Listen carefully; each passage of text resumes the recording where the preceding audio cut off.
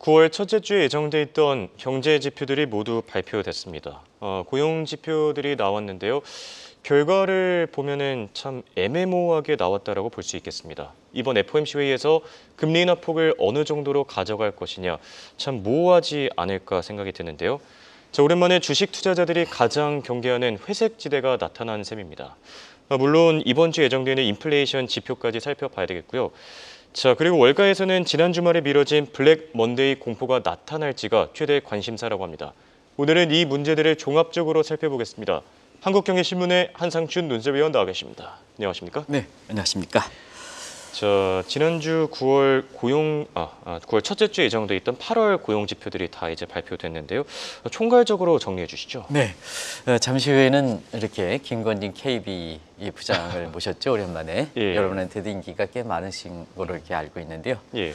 지금처럼 이렇게 불확실 때에는 보다 이렇게 전문가 이런 쪽이 좀 필요하다 하는 예. 이런 각도에서 저희 PD께서 김지현 PD께서 김건진 부장을 다시 모셨습니다. 아마 시청자 예. 여러분 좀 이따 오랜만에 반가운 인물이 있으시니까 예. 이렇게 잘 경청해 주시기 바랍니다. 감사합니다. 이렇게 이 전문가들을 모시는 배경에 있어서는 예. 최근에 미국의 이렇게 경제 지표를 비롯해서 지표들이 상당히 판단하기 어렵게 그렇죠. 이렇게 엇갈리게 나오기 때문에 그렇습니다.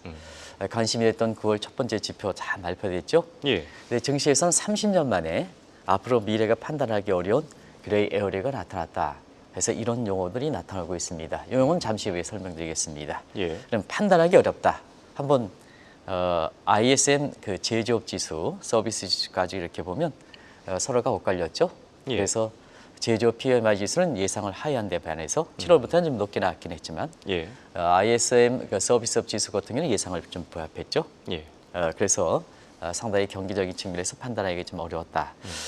고니어 발표했던 이제 고용 지표 한번 예. 보면 우리가 이제 3주 연속 주간 실업 청구가스가 좀 감소됐기 때문에 실업률은 떨어지지 않느냐. 많은 사람이 4.5%까지 얘기했습니다는 여기서는 7월에 4.3보다는 떨어지지 않겠느냐 해서 4.2 정도를 좀 말씀을 드렸었는데요.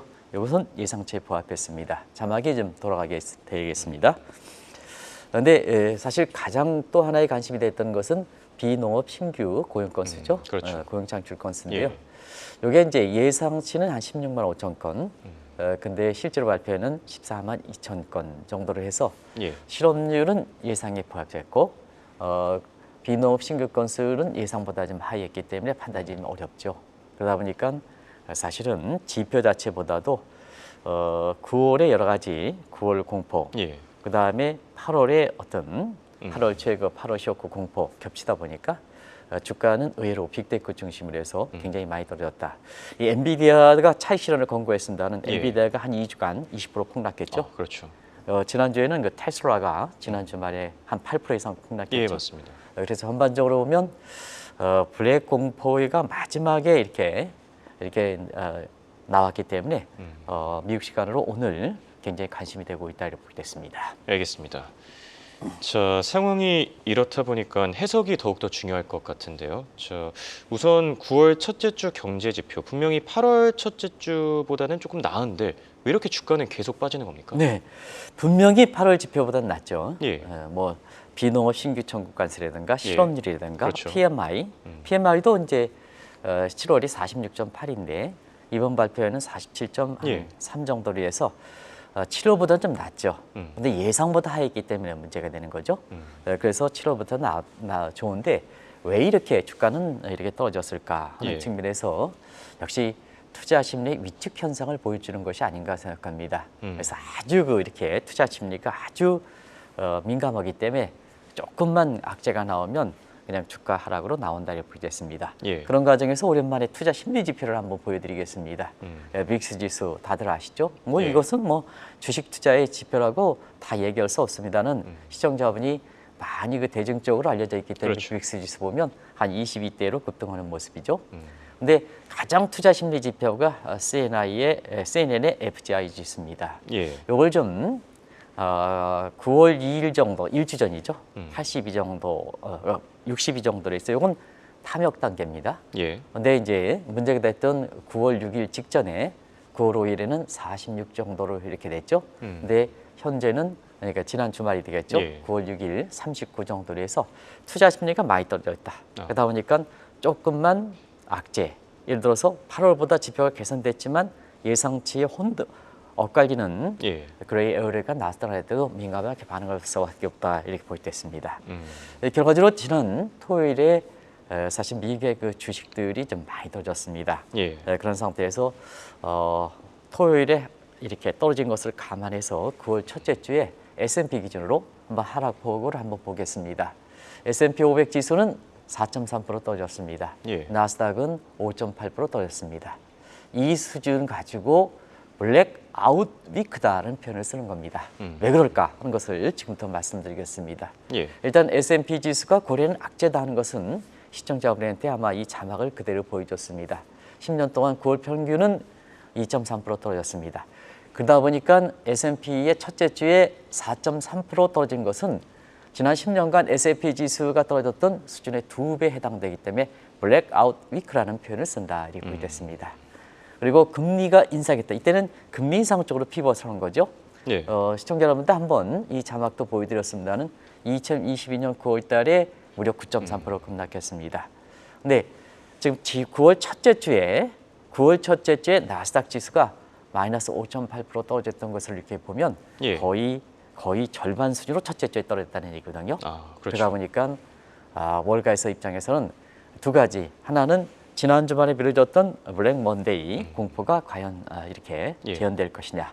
그리고 9월 전체적으로 보면은 FOMC 회의 결과에 따라서 2020년 9월에 시청자분한테 굉장히 어렵게 했던 2020년 9월에 공포가 나타나느냐 이런 것이 관심이 되고 있다 이렇게 보겠습니다. 예. 상황을 조금 더 지켜봐야 될 것 같긴 한데요. 자, 우선 월가에서 이런 얘기가 있다고 합니다. 투자자들이 가장 경계하고 또 불편해하는 회색 지대가 나타났다. 자, 그렇게 해서 빅테크 주가가 월요일에 더 떨어질 거란 시각이 있는데요. 회색 지대 오랜만에 들어보는 네. 편인 것 같거든요. 회색 지대는 원래 그 통상 분야에서 예. 협상을 할 때 상대방의 의중이 이게 판단하기 위해는 지난주 그 금요일에도 우리가 뭐 여러 가지 좀 비속어를 하면서 예. 아리까리하다 뭐 그렇죠. 우리 홍행꽃께서는 또 다른 용어로 예. 이렇게 얘기해서 이렇게 지난 주말 같은 경우는 이런 얘기했습니다는 바로 그런 상황이 아리까리한 상황을 바로 회색 지대다 이렇게 보겠습니다. 우리가 남녀간에 연애할 때도 이렇게 사실 그 상대방의 의중을 이렇게 뭐 떠나면 떠난다. 그다음에 뭐 사귀겠다면 사귀겠다 하면 사람이 확실하게 포지션을 지을 수가 있죠. 그렇죠. 근데 상대방이 떠나지도 않고 그렇다고 해서 나를 접근하지도 않고 하면 내가 어떤 포지션을 지기 어렵다. 이게 바로 그레이 에어리다 이렇게 볼 때 있습니다. 예. 그래서 이 영어로 표기를 보면 그레이 에어리는 증시적인 측면에서 E로 그레이 E적으로 표시하고요. 원래는 통상법 저희 것처럼 대경정정책연구원에 이렇게 한국의 통상정책을 연구할 때는 그레이 에어리어 이런 표현을 써서 예. 의미가 좀 다른 측면이 있습니다. 자, 회색 지대에서는 왜 이렇게 영어 표현이 그레이의 A자보다는 그레이의 E자를 표시하는 것은 사실 주식시장에서 가장 경계하는 enemy, 즉 적이기 때문에 그렇습니다. 그런 식으로 예. 이렇게 내용이 함축된 코노테이션도 갖고 있다는 것을 말씀을 드리겠습니다. 예. 자, 회색지대 어떨 때 나타나냐? 전환기 과도기 때 나타납니다. 보통 P벽과 어울린다 이렇게 됐습니다. 그래서 그때마다 이렇게 되겠습니다는 오늘 김건진 부장의 시간을 좀 전해주기 위해서 제가 잘리도록 하겠습니다. 예. 2010 테이퍼링 때, 2019년 금리 인하 때, 그다음 2020 금리 인상 때 다 회색지대에 판단하기 어렵습니다. 그러다 보니까 왜 페드라든가 파월 의장이 있어야 되냐? 이게 애매모호할 때 예리한 판단하도록 하는 거기 때문에 그 사람들을 앉힌 겁니다. 예. 애매모호할 때 범상인과 똑같처럼 판단이 어려울 때는 통화정책의 선제성을 잃기 때문에 프리엠프티브 선제성을 잃기 때문에 그렇습니다. 예. 그래서 그것이 2021년 4월 달에도 사실 그 물가가 급등했을 때 일시적이다, 평균 물가제 했다, 키워서 결국 뒤늦게 2023년 3월 달에 금리를 올리다 보니까 경제 주체가 대응하지 못할 정도로 빅 스텝으로 금리를 인상했고, 그다음에 자이언트 스텝으로 금리를 인상했고, 예. 그다음에 빅 뭐 이렇게 금리 인상한다 1% 포인트죠. 예. 이런 쪽에 실제로 그건 단행하지 않았습니다는 이런 쪽으로 해서 화들짝 단행할 수밖에 없다 이렇게 됐습니다. 그래서 이번 같은 경우에는 자 아리까리한 이 경제 지표를 어떻게 해석하느냐, 뭐 여러 가지 시각이 나오죠. 예. 뭐 아까 기비랭 캐스터께서도 이렇게 했습니다는 판단이 미뤄질수록 2022년 9월에 악몽이 재현될 가능성이 높기 때문에 아. 지난 주말에 많은 사람을 통해서 고용지표를 어떻게 해석할 것인지, 경기 판단은 어떻게 될 것인지, 예. 연착륙이냐 견착이냐 이렇게 해서 9월에 FOMC 회의 결과가 이렇게 결정될 가능성이 높기 때문에 그야말로 많이 들으셨을 겁니다. 그런 것을 한번 정리해 보도록 하겠습니다. 네. 자, 그리고 회색지대 공포를 더 확산시킬 수 있는 요소가 하나 더 있죠. 이번 주부터 연준 위원들이 블랙아웃 기간, 그러니까 이 FOMC 회의를 앞두고 발언을 금지하는 기간인데요. 자, 이 기간에 들어가기 때문에 공포가 더 커질 수도 있지 않겠습니까? 네, 애매모호하고 아리까리하면 통화 정책을 담당하는 사람들이 나와서 얘기하면 예. 그 불확실성을 줄일 수가 있죠. 그렇죠. 그런데 공교롭게도 아시겠습니다는 사실 버냉키 회장이 시장과 친화적으로 될 때, 점도표 앞으로 더올 때 예. 사실 그 블랙아웃 기간을 설정했거든요. 블랙아웃 기간은 보통 회의를 앞두고 한 10일 정도, 예. 약간의 뭐 휴일을 끼느냐에 따라서 좀 다릅니다. 한 10일 정도를 진다. 그래서 이때는 페드 의장을 비롯해서 페드 인사들이, 여기선 보드 멤버든 보드 멤버 아닌 사람도 모두가 어떤 형태의 발언을 금지하도록 돼 있습니다. 예. 왜냐하면 시장 친화적 통화 정책을 쓸 때는 가장 중요한 것이 정규 분포에서 양쪽 테일 리스크, 대중적으로 에버리지에 값을 일반 국민도 아는 것은 그렇게 예. 문제가 되지 않거든요. 그렇죠. 그래서 돌출 발언, 그 아. 테일 리스크를 줄이기 위해서 이런 기간을 설정해 준다 이렇게 됐습니다. 사실상 이번 회의에서 블랙아웃은 굉장히 중요한 의미를 갖고 있습니다. 예. 왜 그럴까? 시청자 여러분 아시겠지만 미국은 피스칼 이어 회계연도가 10월 1일부터 시작됩니다. 캘런더 이어는 1월 1일 만국의 공통입니다는 예. 미국은 피스칼 이어 회계연도가 2025년의 회계연도가 다음 달 1일부터 시작합니다. 그러다 보니까 재정 정책과 통화 정책은 서로 맡기가 해야 되거든요. 예. 정책의 이렇게 조화 문제 때문에. 그렇죠. 그래서 9월 회의가 2022년, 2025년, 2024년 회계연도를 정리한다는 셈치고 그다음에 2025년 회계연도의 통화정책의 새로운 방향을 설정한다는 측면에서 상당히 중요한 회의다. 그래서 여름 휴가철이 끝나면 포지션을 조정하는 측면도 있습니다는 예. 새로운 회계연도를 앞두고 어. 통화정책을 정리하기 때문에 9월 달에 각종 이렇게 안 좋은 얘기들이 많이 나온 겁니다. 예. 문제는 그렇습니다. 이번 주부터 브레이크아웃 기간이 돼서 시장 불안감을 확대할 가능성이 있습니다는 지난 주말에 블랙아웃 기간에 들어가기 전 마지막 무렵에 여기에 뭐냐 지역 연준총회에서 가장 거리가 있는 사람이 윌리엄스 뉴욕 연준총재죠. 예. 권력서열 3일. 그다음 페드 내에서 가장 이렇게 권위가 있는 사람이 밀러 이사죠. 예. 두 사람이서 엇갈렸게 얘기했죠. 한 사람은 B컷에 대해서 시사하는 것, 한 사람은 B컷을 단행하지 않는 것, 뭐 이런 식으로 얘기해서 그 자체가 애매모호였거든요. 그래서 월가에서 보면 경제지표 애매해. 그 다음에 그 가늠해주는 페드 인사도 애매모호해. 그레이 에어리어가 30년 만에 나타났다. 그래서 이 용어 자체가 지금 부각되고 있다 하는 것을 말씀드리겠습니다. 알겠습니다.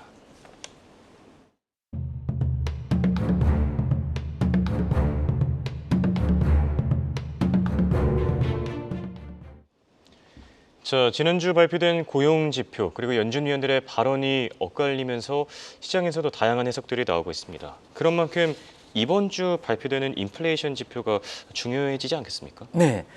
사실은 페드 입장에서는 제1선 목표가 물가 안정이기 때문에 인플레 예. 지표가 아무리 2012년부터 고용 지표를 뉴일 메인터에도 들어왔다 해도 물가 지표가 가장 중요하거든요. 예. 근데 이게 잭슨 미팅을 계기로 해서 파월 의장을 계기해서 고용 지표 문제가 됐었던 거죠. 인플레는 통제, 예. 디스인플레 되기 때문에.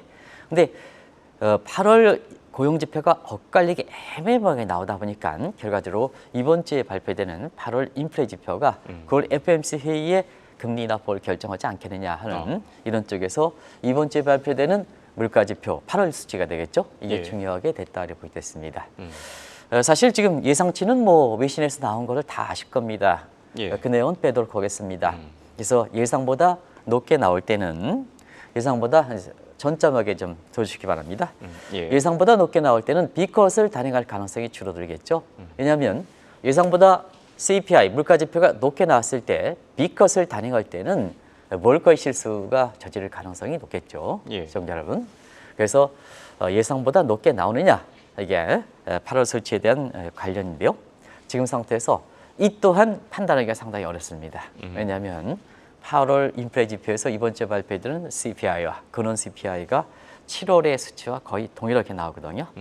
뭐 다소 높게 나올 것이다 이렇게 예상을 하고 있습니다는 예. 거의 비슷해서 또 다소 높게 나온다 해도 사실 9월 FOMC 금리 인하 폭을 이렇게 뉘앙스를 준 만큼 예상보다 높게 나올 가능성은 적기 때문에 이 또한 그레이 에어리다.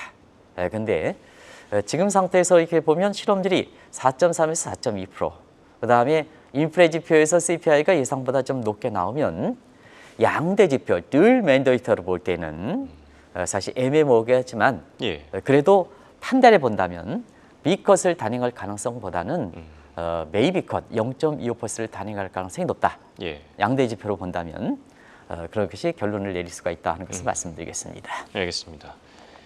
자, 그리고 경기 침체 논쟁. 참 끈질깁니다. 정말 네. 뗄래야 뗄 수도 없고 계속해서 꼬리표처럼 따라 붙고 있는데요.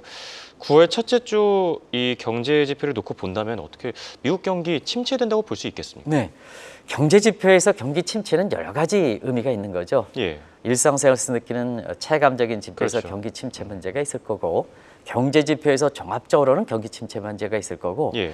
증시에서 이렇게 하는 경기 침체 문제는 한번 다 다르다 하는 것을 말씀드리겠습니다. 예. 그런 과정에서 이렇게 증시적인 측면에서는 사실 경기 침체 여부는 경기 선행 지표가 굉장히 중요하다 하는 것을 말씀드리겠습니다. 그 가지고 한번 판단. 근데 지금 경기 침체 문제는 후행 지표 가지고 얘기하는 거죠. 7월 달도 그렇고 예. 8월 달도 그렇고 실업률 지표가 예상보다 낮게 왔다. 물론 8월 달은 예상보다 이렇게 낮게 나왔긴 했지만 예. 사실 그 신규 일자리 창출과 예상보다 낮게 나왔기 때문에 경기 침체 문제가 되는 거죠. 예. 그래서 일단 증시적 측면에서 미래에 대해서 얘기할 때 사실 후행 지표 가지고 경기 침체 문제를 얘기하는 것은 이것이 경제 지표 설립이라든가 기업의 경영 전략을 설립한다든가 그다음에 체감적인 지표를 얘기한다든가 이런 건 의미가 있지만 주식적인 측면에서 경기 침체는 동일하게 보아서는 안 된다는 걸 말씀드리겠습니다. 예. 그래서 너무 경기 후행 지표인 실업률 고용 지표 가지고 경기 침체 문제를 증시적인 측면에서 부각시킬 필요는 없다는 것을 말씀드리고 이 또한 후행 지표인 고용 지표도 서로 엇갈리게 나오고 있죠. 그러면 자 경기 선행 지수 가지고 한번 판단해 보겠습니다. 왜냐하면 주식은 미래에 대해서 투자니까. 예. 두 가지 지표가 있죠. ISM 서비스 지수, 서비스 지수라는 PMI 지수 일종의 경기 선행 지수에 들어갑니다. 이건 경기 동향과 경기 선행의 중간 지역에 들어가는 지표인데 경기 선행 지표로 들어갑니다. 그런 측면에서 8월 달 통합 한번 보겠습니다. 제조업 PMI 지수와 그 서비스 PMI 지수는 서비스 PMI 51.2로 나왔고 예. 제조업 PMI 지수는 46.8인가 이렇게 나왔으니까 미국 서비스업 지수가 압도적으로 높지 않습니까? 통합해서 PMI를 한번 산출해 봤습니다. 이게 아직도 50대를 이렇게 보고 있습니다. 시청자는 50대는 사실 경기 회복의 의미를 갖고 있다 이렇게 보이겠습니다.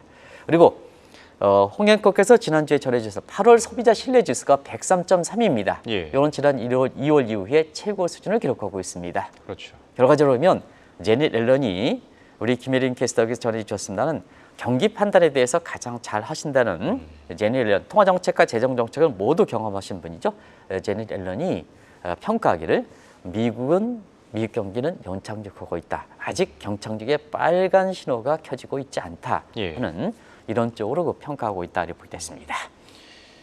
그럼에도 불구하고 지금 일부 비관론자들은 계속해서 경기 침체를 주장하고 있는 상황인데요.